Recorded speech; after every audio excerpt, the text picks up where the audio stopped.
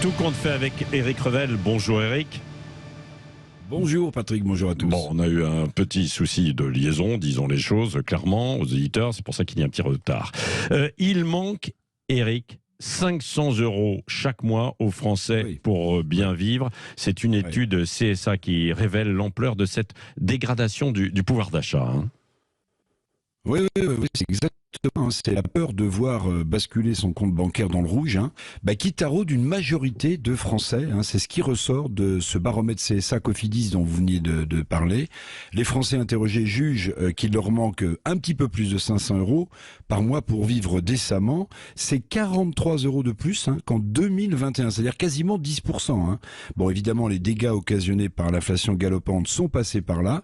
Et puis, chiffre intéressant aussi, pour 54% de nos compatriotes, la question du pouvoir d'achat, on s'en doutait en ces temps compliqués, la question du pouvoir d'achat est la première priorité devant celle de l'environnement, devant celle de la santé. Aujourd'hui, même les plus aisés se disent, dans ce baromètre, préoccupés par leur porte-monnaie. Et à quoi correspond ce besoin de 500 €? Pour quel type de dépenses ?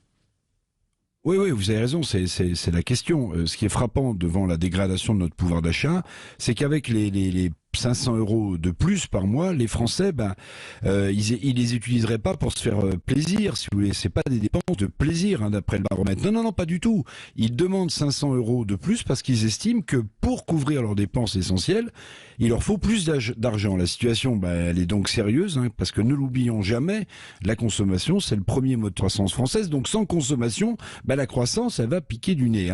D'ailleurs, d'ores et déjà, une majorité d'entre nous a réduit les dépenses non essentielles, et 66%, Patrick, 66% craignent que cette situation s'aggrave dans les 12 mois qui viennent. Oui, c'est ça. Ça veut dire que les Français redoutent une hausse des prix, quoi. C'est ça qui était inéluctable, non ?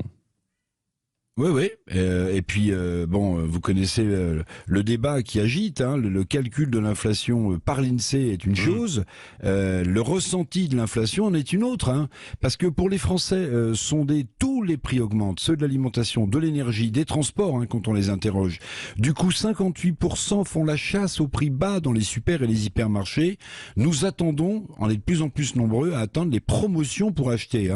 Alors, tarifs régulés ou pas pour l'électricité, bouclier tarifaire ou pas pour à la pompe d'essence, chèque rentrée ou pas, chèque alimentaire ou pas, les Français ne s'en sortent plus, alors que le gros de la crise économique est encore, semble-t-il, devant nous.